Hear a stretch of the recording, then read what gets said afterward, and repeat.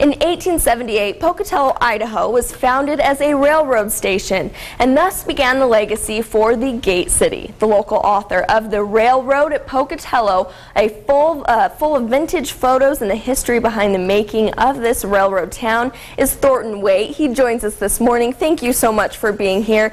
Now, your book hits the shelves this morning. First off, tell us how excited you are about that. I really am. I've enjoyed researching the history of the Pocatello, because Pocatello has always been a railroad town. It divides the town literally, and it's employed thousands of people over the years, and it's just part of the history of the area. And it's in the railroad industry, Pocatello is a very important junction point. So over the years I've come across a lot of references to Pocatello, but nothing has really pulled it all together. So that's what I've tried to do in this book: talk about all the railroad facilities, the operations in Pocatello, the depot, the ice plant, the tie treatment plant, and I've put it together with this book, 128 pages with over 200 photographs.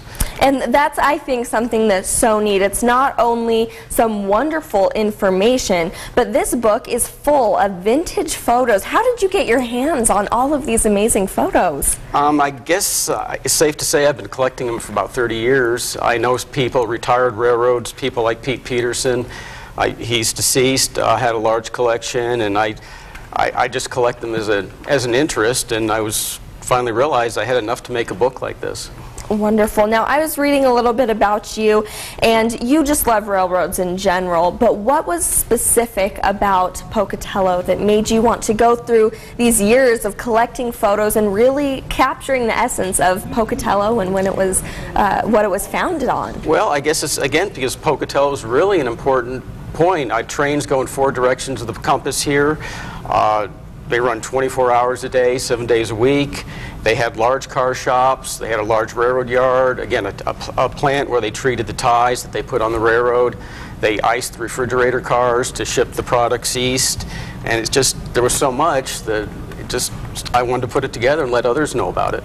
Wonderful. Well, thank you so much. And like this, today it hits the shelves. Where can people pick this up? Down here, you can go to the Walrus. It'll be at this Thursday. It'll be at the Walrus and the Carpenter, the Bannock County Museum, and Idaho Unlimited, and probably Walgreens. In Idaho Falls, it'll be at Book City, Barnes & Noble, and Hastings. Wonderful. Well, congratulations, and thank you so much for coming on the show and sharing all the details and all the work to kind of capture the essence of Pocatello. Thank you, Thornton. Thank you for having me.